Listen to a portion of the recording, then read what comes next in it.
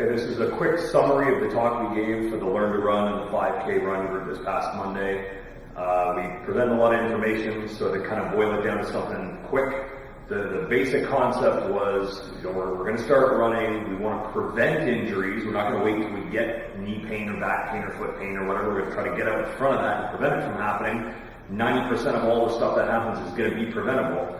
We got to understand that you bring the body you have with you to the run. So if we're sitting in front of a computer for hours on end, standing at work for hours on end, those are not great positions to be in for a prolonged period of time. It's going to cause a lot of stiffness in our muscles. We've got to get rid of all that stiffness.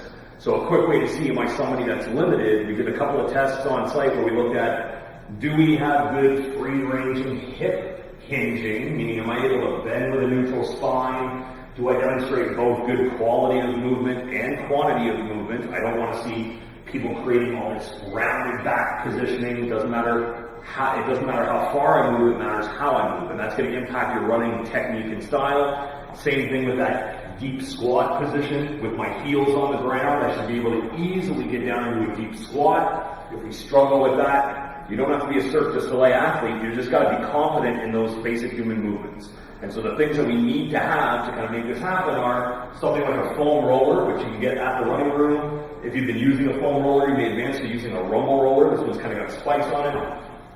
Running room also sells things like little Accu balls. You can use something as simple as this, like a $2.90 lacrosse ball. So anything that's going to help to create better sliding surfaces with our muscles, almost like having an in-home massage therapist. So if we very quickly look at, well, what do I do with this foam roller? We can talk to using the foam roller.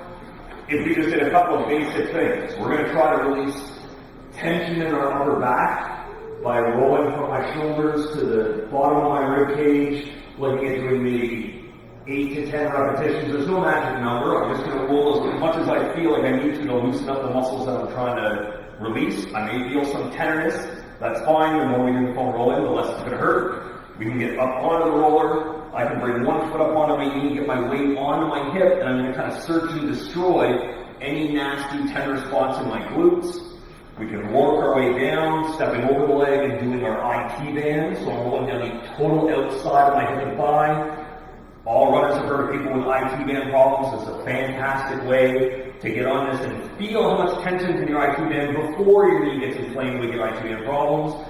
I can continue to roll over, either on my forearms and my hands, to the front of my hip and thigh, run all the way down that quadricep muscle, and then the last one we'll look at right now, rolling out those calves. This is a huge issue for most people. So I can roll down the inside of my calf, the middle of my calf, the outside of my calf. We did a little test in the clinic where we had you put one foot up on your knee, take your thumb, find your tibia, your shin, get inside that muscle and just start putting a decent amount of pressure on those muscles on the inside of the shin. Some of you came up to me after the clinic and saying, wow, I was shocked at how amazingly tender that was.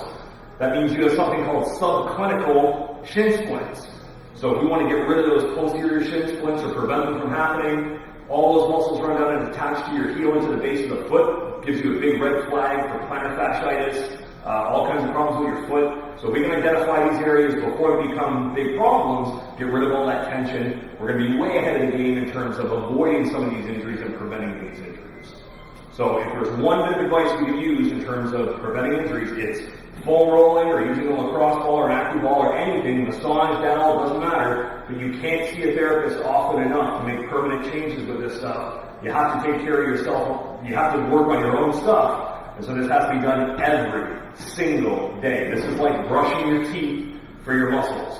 You have to exist against gravity every day, so you've got to take care of all that nasty trigger points. You can be doing it before you run, after you run, watching the news before you go to sleep, doesn't matter when, but it's got to get done. And the more intense you train, meaning longer volume or longer distance of running or more sessions of running, the more foam rolling, stretching, recovery work we have to do. If you have any other questions, you can get my email address from the group leader, or feel free to pop by the clinic and we can take a look at help you.